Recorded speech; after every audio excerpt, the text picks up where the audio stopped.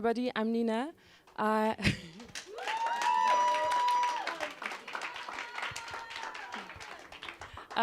coordinate the Talent Village program for the industry for Les Arcs Film Festival. Woo! Always a party. Whoa. So the main purpose of the Talent Village is to put a spotlight on emerging directors and music composers, and we scout music composers and film directors for several months. So we are super happy to have you all guys with us in Les Arcs for the festival. And the idea of this collaborative work is that in the Talent Village we selected 8 different directors from different European countries with 8 different future projects and 4 music composers. And the idea for them is to collaborate together around the future project to create musical score. So we really think that writing music is as important as writing scenario in the industry of cinema, and we really want to create bonds between music and cinema, as you can see in the whole festival thing. So this is why we are super happy to have this music pitch session around music and cinema. So to introduce a little bit more how we worked around this for 7 weeks and months, I invite Emeline and Laura to explain a little bit our process. Thank you. Hello everyone, how are you doing? Good? Okay, are you ready? Yeah? Thank you so much for being here. Today we'd like to introduce the work of our 4 composers that have been selected to the Talent Village this year. So first I'd like to thank our partners. So Sacem has been a long time partner and support to the Talent Village. Thank you so much. Also, Booma Music in Motion this year has collaborated with us and with the Talent Village, and we got lucky to have one film composer from the Netherlands joining as well the Talent Village. Thank you. So this year, Laura Gentile, who's been our music supervisor and been our music supervisor's tutor for 2023. She's been part of the selection committee of the composers, and this year we've received about more than 60 applications for the Composers Talent Village, and we got 4 lucky composers that Laura Gentile is going to introduce you to, and congratulations again to our 4 winners of the Talent Village. Yes. Bravo and good luck. Laura Gentile from Schmooze. Hey. Thank you.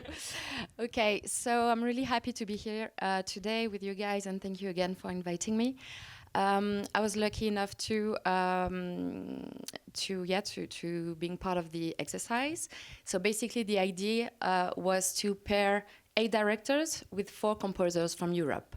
So this year we had Juliette from France, Ovidiu from Romania, Jac from the Netherlands, and Nikki from France. So I think they will explain later, but I think the biggest challenge was to work from script, which is unusual. Also, it was the composers that chose the directors, and usually it's the other way around. So it was quite unusual, but great, good exercise. And also to work from a distance and not being able to see each other, and just being on Zoom calls, and I think it was quite challenging. So yesterday we had a nice workshop around music supervision, and it was the first time that we all got together and then met each other, and yeah, so hopefully everyone will be happy with what we have at the moment, and I'm gonna let them speak and present everything. So thank you again. Yeah. And now for the first one, we invite Alma Branderhorst from the Netherlands and Ovidiu Zimcea from Romania for the project This Was Not End Well. Hello everyone.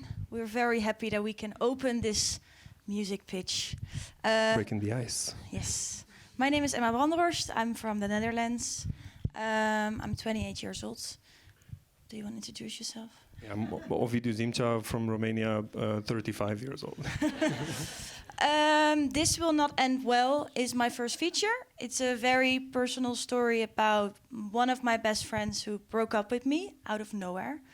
In this film, I would like to tell something about friendship lost and about how weird and important it is that we talk, or it's not weird, but important that we talk about losing a friend. And in this film, we follow Sarah and Vicky. They're in their end 20s. And one of them breaks up with the other. And we follow Sarah in her journey to win her friend Vicky back. But of course, it's not going easy. For this piece, we talked about the relationship between the two women, and we really wanted to make something about like a feeling of a relationship that's slowly drifting apart. So that's what we tried. The working together was quite challenging for me, at least. We found out, we had quite different tastes also during the process. And for me, the working apart, like not being together in a room, it was horrible for me because I just want to sit next to you and like talk about music and like that. So yeah, this is just a little side note. I have a script I'm going to read from because I'm not a great public speaker. I resonated with the project a lot, even though it's about two girl best friends that break up, because I went through a similar experience, and I thought because of this I would deliver easily and this would be smooth sailing and no problem. Although I'm not especially a fan of the type of virtuous playing that she prefers. So that was first challenge with the first draft. Initially I wanted to start with two instruments that kind of play in sync and then detune from each other, but that proved to sound very amateurish, unfortunately, so skip that draft. Wanted to, of course, as a musician, I guess you want to make a banger or something that is very memorable or poppy or something, and eventually had to strip it down because it's not what the project needs. It's just you have to kind of tune yourself to the project. Yeah. So I took a classical approach, as in used standard instruments to convey that emotion and study the moment of the break, the feeling of it, and the height of the anxiety that this personal event would produce. The difficulty, again, was figuring out what instruments you react to emotionally. Strings, for example, were initially in my head because I thought it would be a go-to, emotional milker kind of instrument. No strings. Didn't work, so we had to strip it down to the bare necessities, I guess, and this is what we ended up with. Enjoy.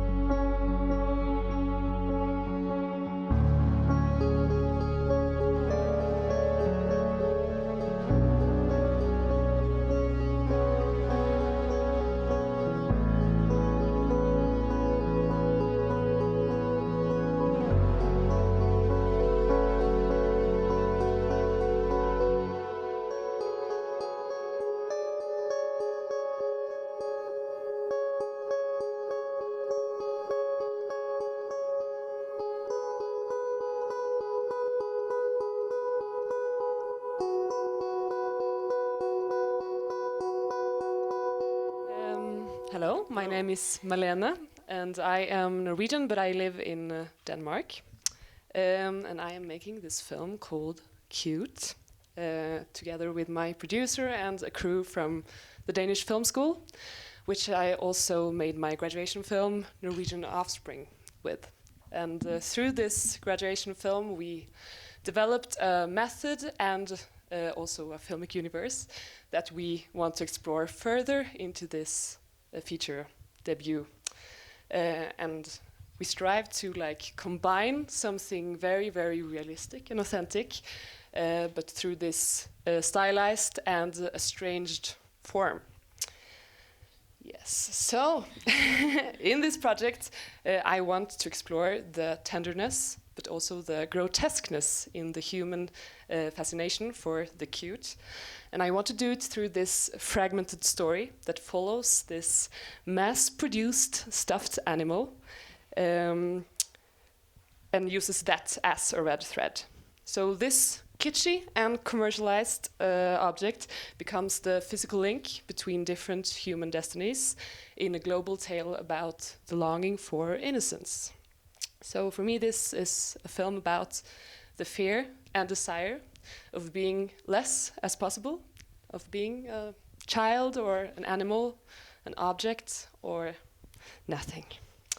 So, so for this musical collaboration, I was very curious to start developing the musical or the sound universe of this film. I rarely use non-diegetic music in my films, so I was more interested in collecting sounds from the different spaces in the film and processing it into this poeticized and melodic interpretations of the spaces.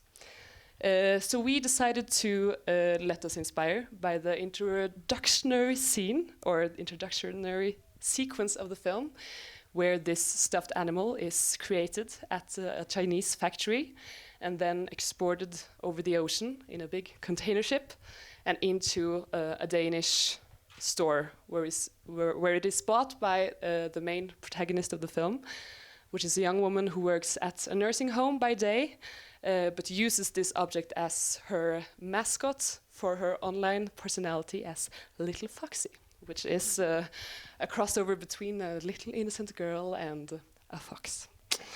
Yes, and this object also has a feature. So when you presses the foot of the object, it says, "Tell me a story." And that was also something we wanted to play with in our collaboration. Now we have... Yeah, well. Yes. So I wanted to work on the project because of the angle it comes from to study its theme. And the way it uses the short films he did before to kind of elaborate on a connecting but independent story. Again, felt easy at start because I found out we had very similar music taste, but no, guess again. The challenge again, I guess, is the musician's ego, where you kind of, you want to make a banger, like it's, I was like industrial, sure, let's do this. Challenge would be kind of to use mechanic sounds to poeticize the factory and make the music carry the toy through its journey from mass manufacture to someone's home. And I had to scout for babies that can speak English in Romania. That was part of the thing. And the only conventional instrument in it is a guitar that sounds like a ship horn. So yeah, enjoy.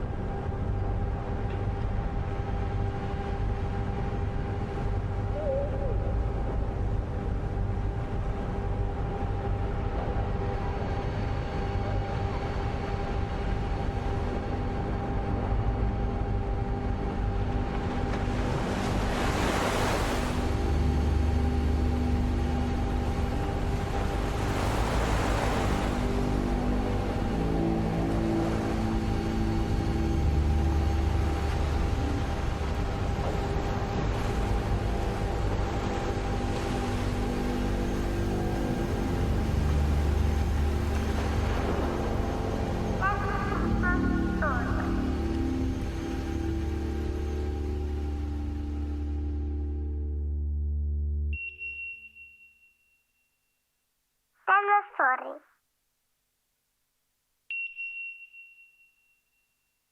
Tell the story.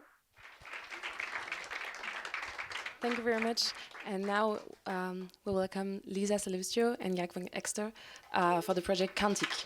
Hello everybody, I'm Lisa, I'm from Brussels, I'm graduated from La Fémis. I present you my first feature film, Cantique, in few words. So, far, far, far away, in the middle of nowhere, like this photo. It's not a photo of the Arc, it's a photo of coldest village on the world. So, far, far, far away, in the middle of nowhere, a frozen lake is melting, and this melting provokes strange events. So, two characters, Basile and Denise, find themselves there to analyze this strange situation. Basile, a fatalist scientist who no longer believes in anything, and Denise, she is a liar character. She presents herself as an archaeologist, but no, when in fact she's a curator of contemporary art, and she takes advantage of this melting to steal mammoth bones for a museum. Okay? So, Cantique is built like a tale, but with in the background the metaphor of thawing permafrost and its disaster in the world. So, with methane and with fire, you burn everything. It's a damage environment. Voilà, damage. Ah.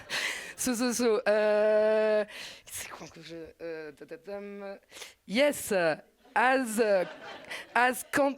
the name suggests, Cantique is a film in which the music plays a big role.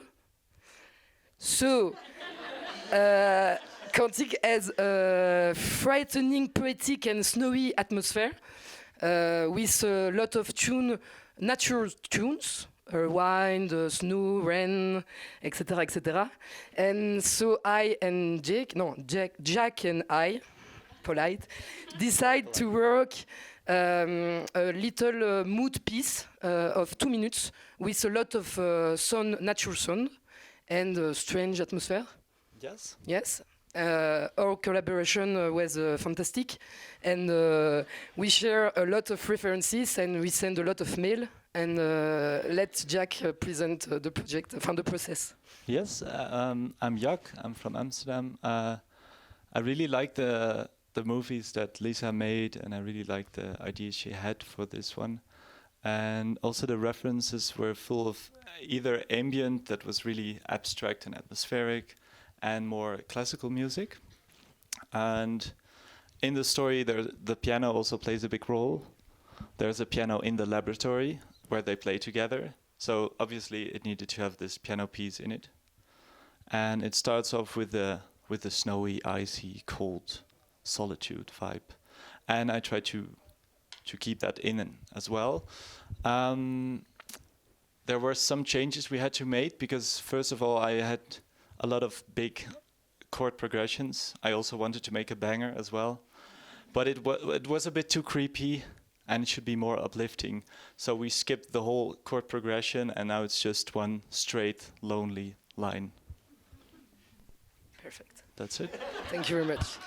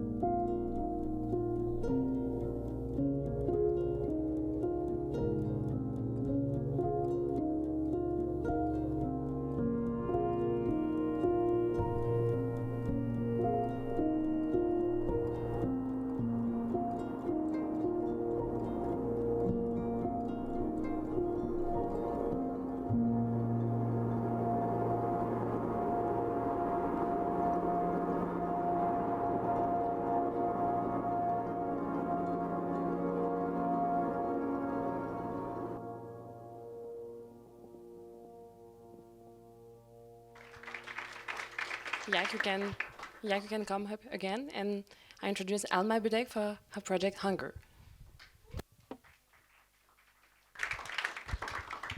Hello, I'm Alma. I'm German, but I live in Paris. That's nice. My film is currently called Hunger, and nice. It's about Howie. He's an underdog. He's a businessman. He owns a car wash. That is not your regular car wash. It's a bit of a spicy car wash. And he's a self-made person. He's a hustler, and he doesn't really get taken seriously, though, from kind of the other people in the business, especially the top player, the big fish. You know, they kind of look down upon him. So when he gets the opportunity to blackmail this big fish, he takes it, and of course that works not so well for him. And speaking of not working well for him, I want to introduce you this guy quickly, because I chose this photo because Howie was based loosely on this person. He's a real person. This is Somer Banerjee, or later Steve Banerjee. He founded the Chippendales. If you don't know the Chippendales, this is a Chippendale. You can look it up, it's fun. But yeah, this story, he's a crazy life story. This story is not about him or what he did, but I really, really was inspired by Stephen Banerjee because he spent his whole life trying to overcome the prejudice against him, trying to prove himself, trying to work hard and always pretending to be more than maybe he was at the time. And in the end, like, he lost it all, and like he ended up hanging himself in jail. So yeah, but I was super tragic, and yes. So this tragedy, though, I really wanted to have in the music, you know, the tragedy of like trying something so hard and then not getting it, or even worse, losing everything. And I always saw Howie, the protagonist, as someone who doesn't really who has his guard up, who has his walls up. He would say like he doesn't believe in emotions, he doesn't read relationships, but of course deep down he's like the biggest romantic. And I always saw him when he's driving in his car, racing down the street, that when no one can see him and no one can listen to him, he's like singing to this Italian heart throb music, crying. You know, that was his little outlet of all his emotions. And another big theme for how he's like this yearning for more, but yearning to be seen by others, but more importantly, yearning to see himself and stop pretending to be someone. And so yearning for me is something that's always in the future. Like, you yearn for something in the future, or you yearn for something that's in the past, which is then nostalgia. So these two things, like the tragedy and the yearning, you really relate to me, because to yearn something and then not be able to like maybe fulfill that is tragic sometimes. So these were kind of the things that were important for me, for the character, and for the music we did for this pitch. I wanted to more have the essence of Howie, of the protagonist. And here comes Jac. Here I am.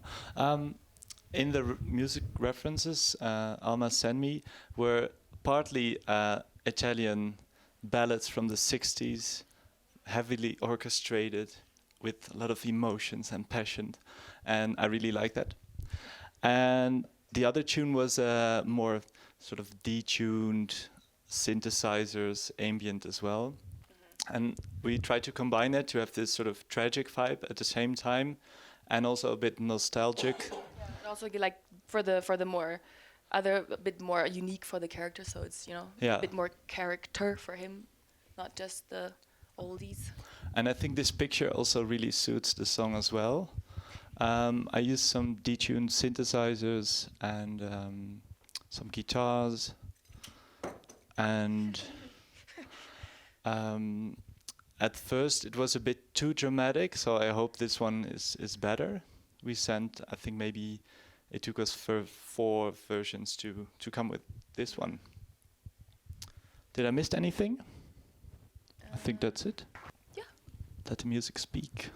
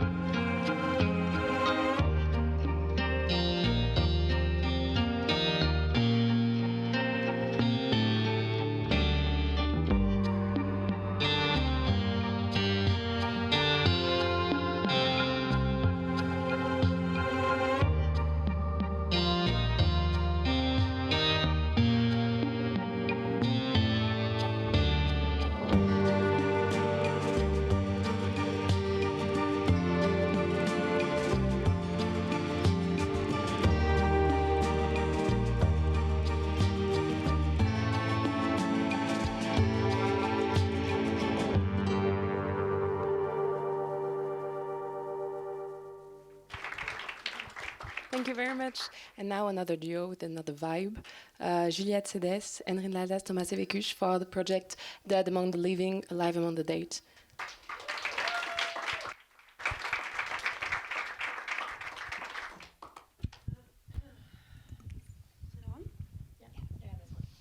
Viens. Tai sveiki, mano vardas Rinaldas Tomaševičius, aš iš Lietuvos ir mano projektas Miręs tarp gyvų ir gyvas tarp mirusių. Hi everyone, it's working, right? I'm going to translate for Rinaldas, and he's from Lithuania, and the project name is Dead Among the Living, Living Among the Dead. Tai bus autobiografinis filmas apie mane patį, apie tai, kaip aš dar visai jaunas būdamas paauglys ėmiau bėgti iš namų ir neturėjau namie visiškai ryšio. It's an autobiographical film, and when he was a young child, or teenager, he never had a connection with his family, and he started to run away from his home. Gatvėje aš įnikau į narkotikus ir aktyvios priklausomybės pragyvenau tą gyvenimą 20 metų. And then he turned to the streets and drugs, and he's been living then from that moment for 20 years. And as Mylimiausias mano narkotikas buvo heroinas. And his favorite drug was heroin. Kai vartoja heroiną, yra tik 3 keliai: ligoninė, kalėjimas, mirtis. And when you use heroin, there's only 3 paths you can take, which is prison, hospital, or death. Todėl po 20 metų aš turėjau rinktis arba mirti gatvėje tarp benamių, arba važiuoti gydytis.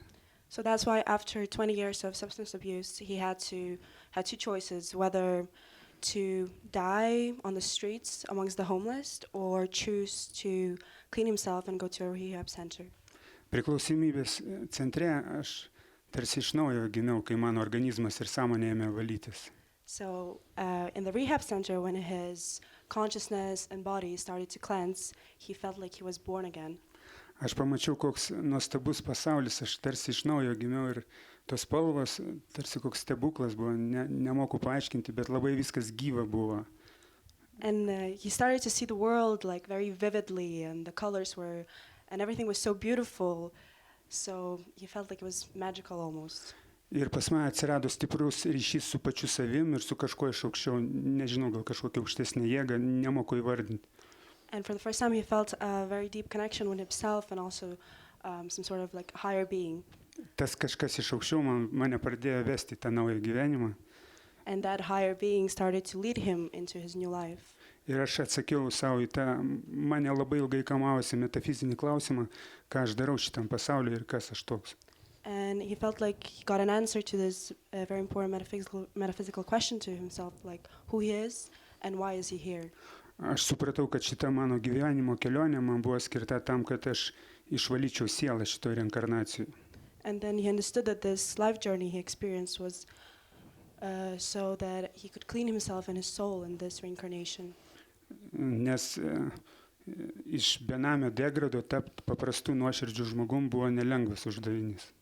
Because to become like a genuine, normal person from a drug addict that was living on the streets was not an easy journey, as you can imagine.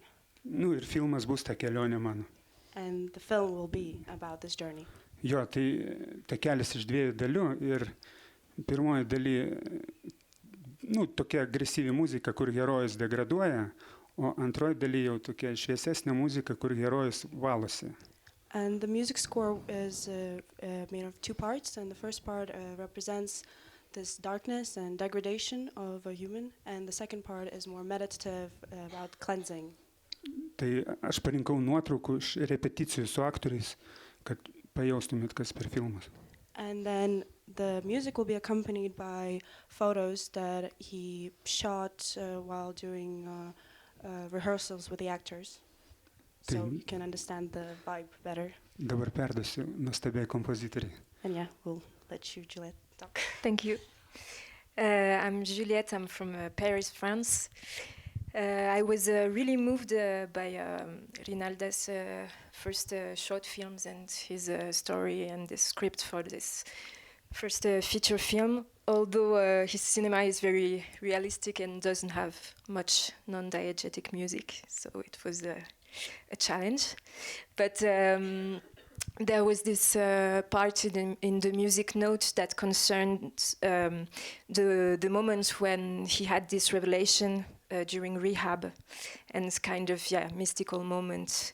And he had some musical ideas for it with very precise references of ambient drone music, meditative music from synthesizers, and this is the kind of stuff that I can do. So we started with this, and he also wanted some nature sound design, so I started something with also with synthesizers to stay electronic and a bit magical. So we had this first drone, but and he was happy with it, but at some point he and his crew felt that it was too it wasn't in tune with the whole movie, which was quite dark.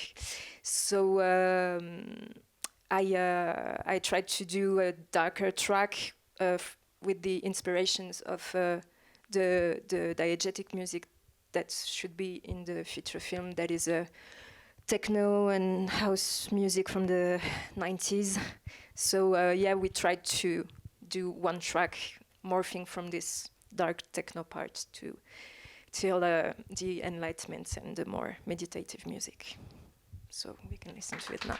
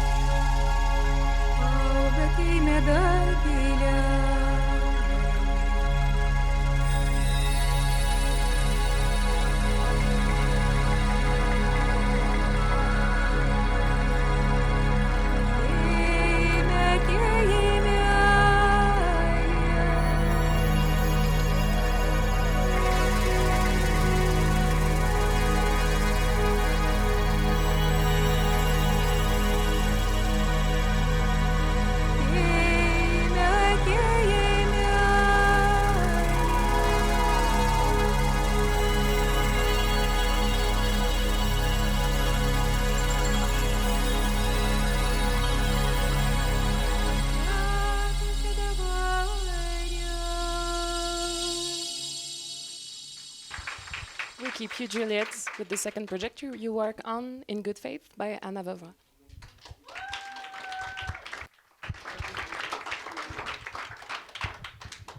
Hi, hello. My name is Anna, and I was born and raised in Poland. Currently, I work and live in Prague.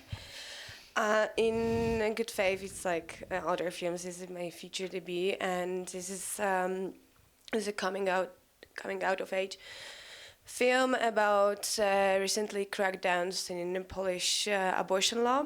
And this is a film about two sisters. They are struggling with unwanted and pregnancy. The film is it's about sisterhood and about the path how to navigate your young womanhood nowadays in a conservative environment. The faith is like a huge part of my identity, and I have some struggles with it. And I think I kind of put a lot of my experience into that film. And that's what we wanted to show in our, I don't know how to call it, composition, I would say. Yeah. Our process wasn't like really easy because we had some cultural backgrounds problem, I would say. I'm not a huge fan of non-diegetic music in films, so we decided to work with end credits. my main idea was to combine innocence of adolescence and the power of conservative religious environment. And I wanted to express the dichotomy that is, comes from two words of sacrament profanum, like on base, like everyday basis in Poland. Yeah, that's all for me, I think. And I just wanted to say this is kind of statement. That's why we're making this film. Thank you so much. Yeah, indeed, we started working with Anna on the final credits because she has actually a lot of diegetic music in the film, but that's more religious music or teenage music that the characters are listening to. I mean, pop music, and I myself wasn't raised religious at all, so it was kind of a new discovery to me to discover all this pop Christian music also. And and she had this idea of final credits with political speeches. So we started working on something with sampling political speeches from conservative, anti-choice, anti-abortion from all over the world. So trigger warning, it will be violent.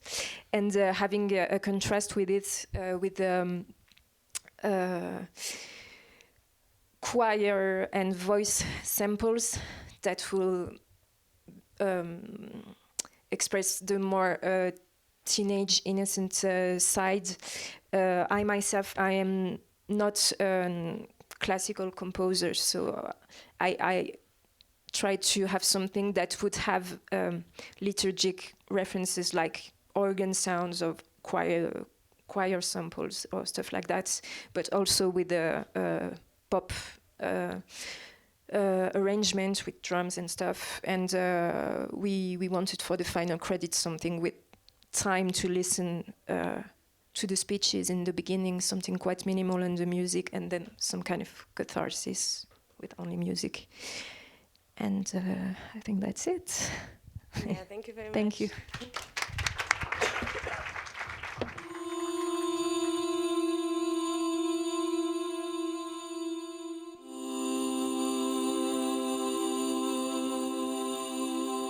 The body inside of the mom's body is not her body, not her body, not her choice.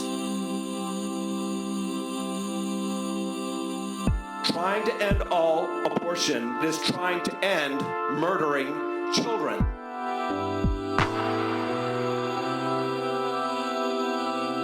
El aborto acaba con una vida. ¿No? ¿Estamos de acuerdo? ¿Es una vida? ¿O no es una vida? Lo que tenemos en el cuerpo, ¿qué es?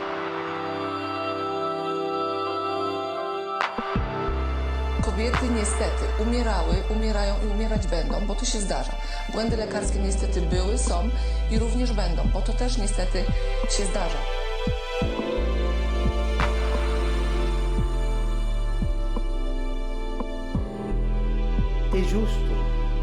È giusto uccidere una vita umana per risolvere un problema?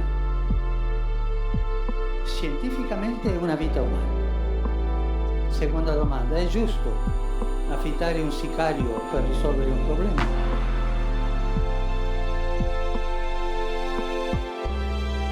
Nie pamiętam dokładnie tego zapisu, natomiast przekonany jestem, że aborcja jest zabiciem dziecka, a jeżeli ktoś zabija dziecko, no to powinno się to jakoś karać. Революция дала возможность женщинам работать. Женщины массово вышли на работу, и, соответственно, они забыли про свое такое женское предназначение – рожать, сохранять домашнее.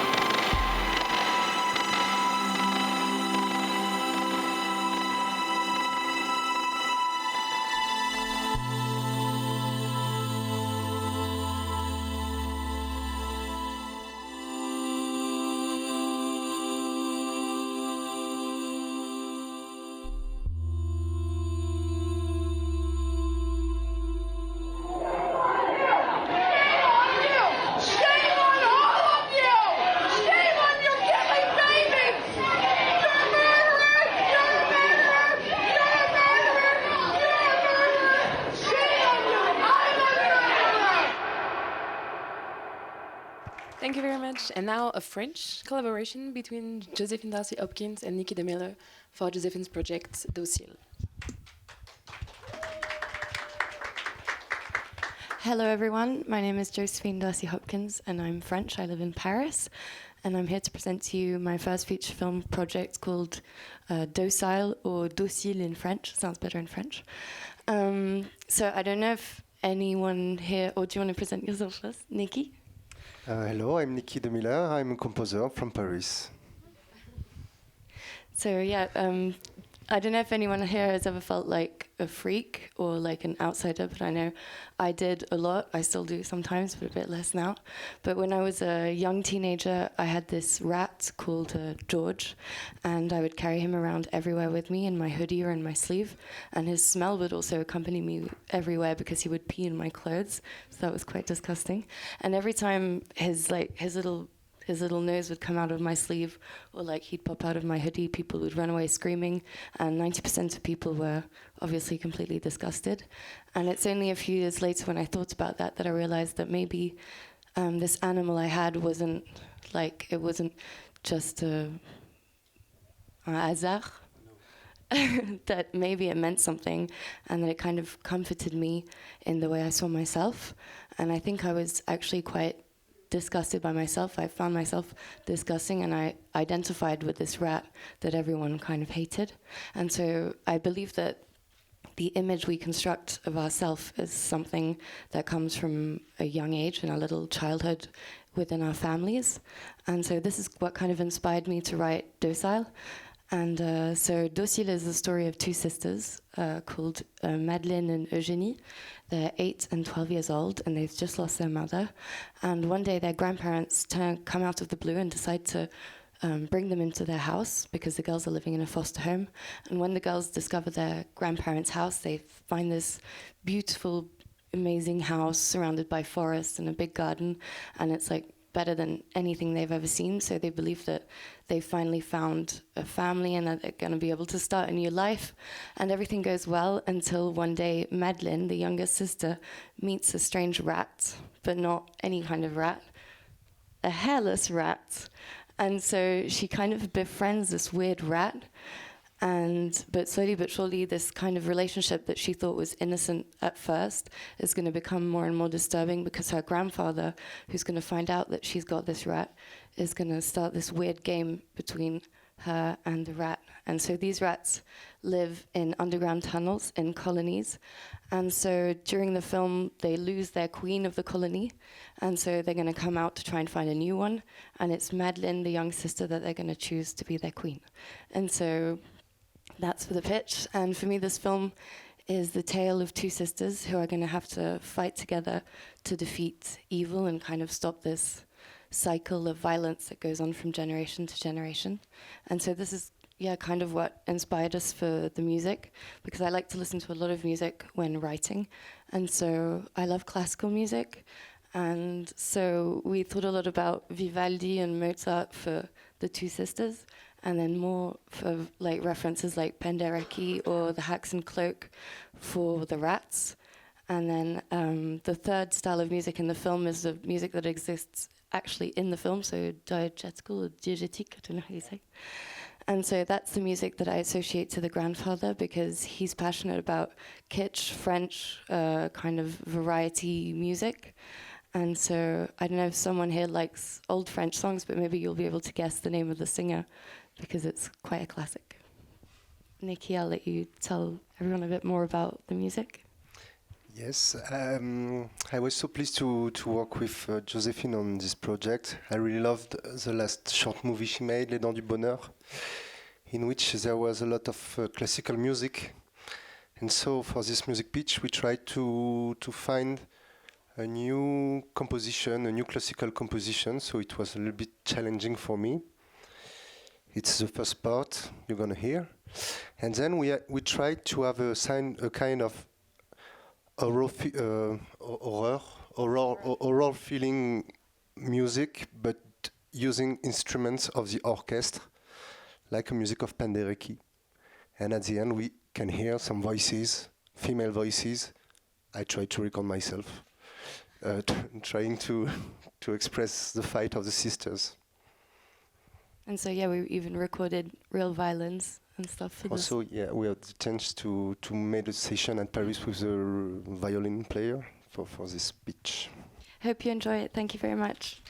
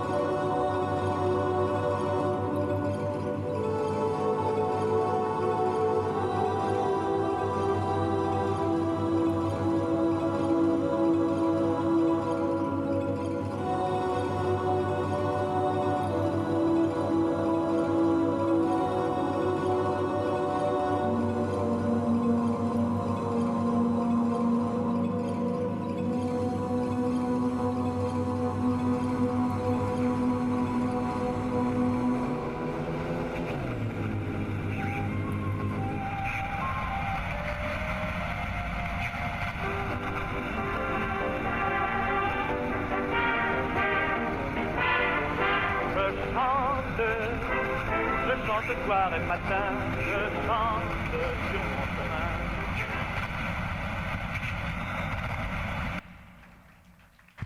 And last but not least, Nikki again with Isabella Margara for her project Blackwater.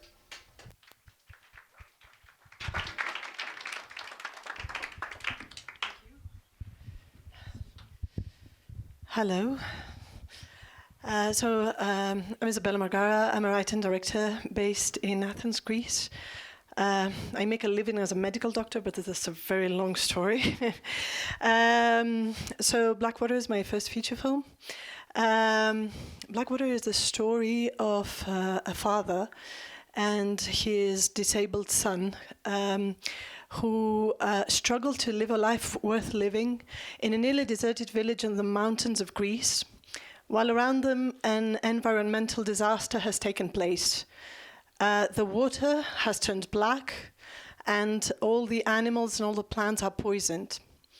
So this was a result of some oil extractions that have been taking place in the area and are now finished, leaving behind rusty pumps and tanks.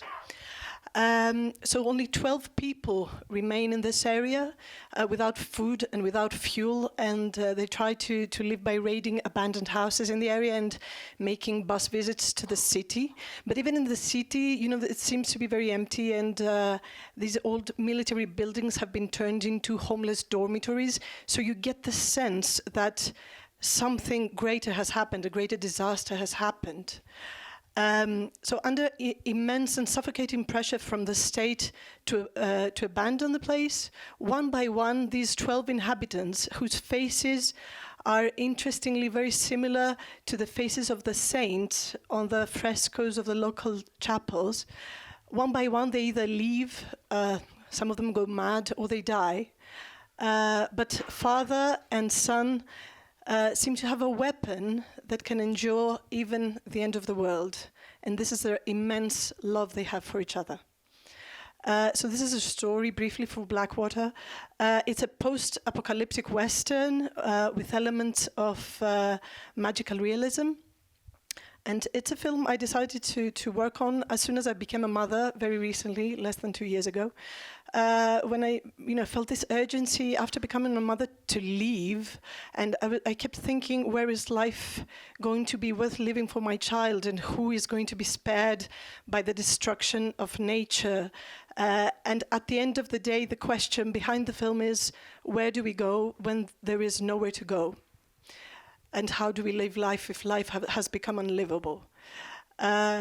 So it's a film that has tries to combine visually the old with the new, and there's a lot of contrasts. There's a state versus the citizens. As I said, there's a village versus the city. There are high-tech details in an analog environment. And that's somehow how we want to approach the music as well.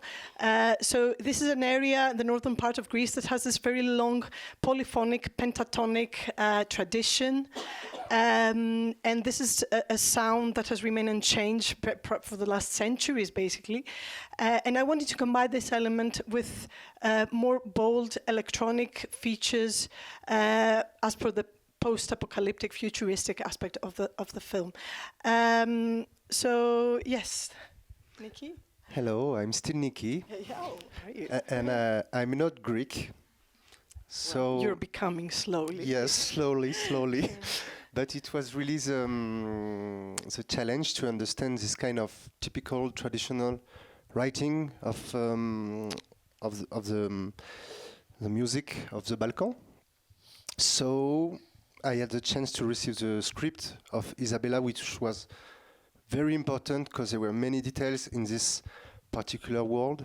And we began to talk about cinema, and we began to talk about Tarkovsky and Stalker, which has been really a key for me to understand the electronic mood of the movie. So we tried a kind of electronic music made with some traditional singings from the Balkan, which I wrote. I tried to sing, but we needed female voices, so I asked my wife, who's Italian, so it's closer to Greece than France. She's done very well. I'm impressed. So.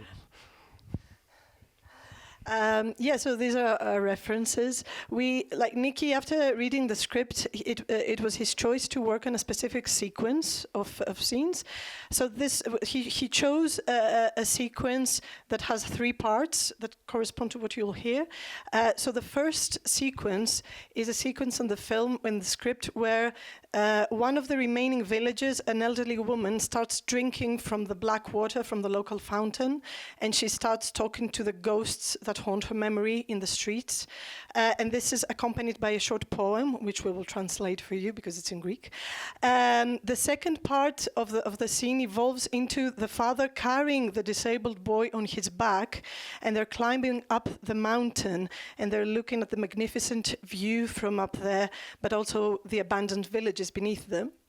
And the third part of the scene evolves into some of the smugglers that appear with their long, like leather black coats that appear behind the hillside and start approaching them, aiming their weapons at them. So this is the sort of the scene that like a sequence of scenes that we worked on.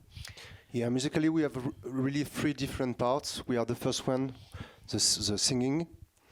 Then we have the climbing of the mountain, which was inspired by the work on the music for Tarkovsky and also Brian Eno and those kind of things.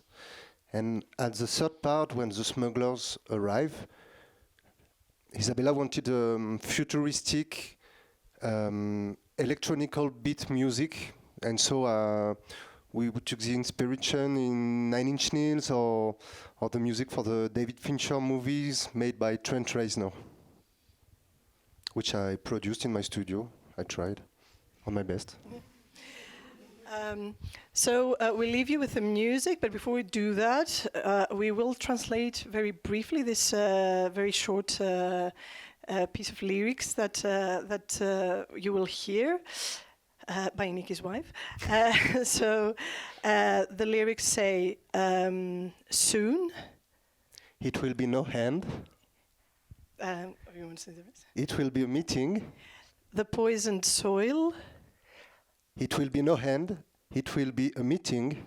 It will embrace you. It will be no hand. It will be a meeting. So we'll leave you with the video and the music. Thank you very much for your attention, for staying so long.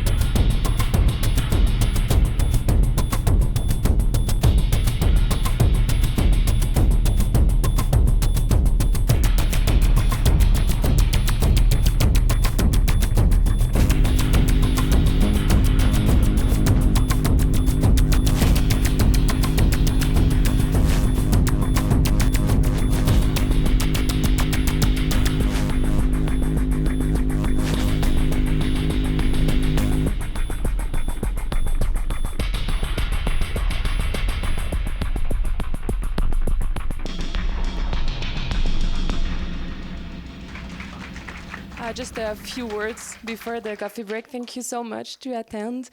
I really want to congratulate and thank the directors and the composers for their work.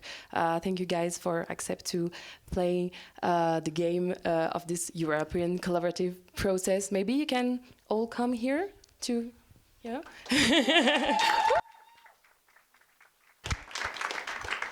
Yeah. I really want to thank the whole industry team, and especially Lison Hervé and Jérémy Zelnik, who already made a selection of the director with me as well. I really want to thank the Music Village, who gives to the industry a lot of energy. I really want as well to thank Laura Gentile, who was our music supervisor, please come, and who helps a lot during the process. I really want to thank also all the logistic team and the technical team who helps us during the rehearsal this morning and made this music pitch happen. Thank you, Laura and Martin, who made the whole presentation, and really, they did a really good job. Thank you very much, it was very nice. And if you like their work, and I'm sure you do, you can find and discover much more about the universe of the composers on the Talent Village pages and the industry catalog with all the websites of the composers. And tomorrow afternoon, at the other level of the resort, we have a screening session with all the previous short of the directors at 2 p.m. So please join or invite your friend to join. Yeah, thank you very much.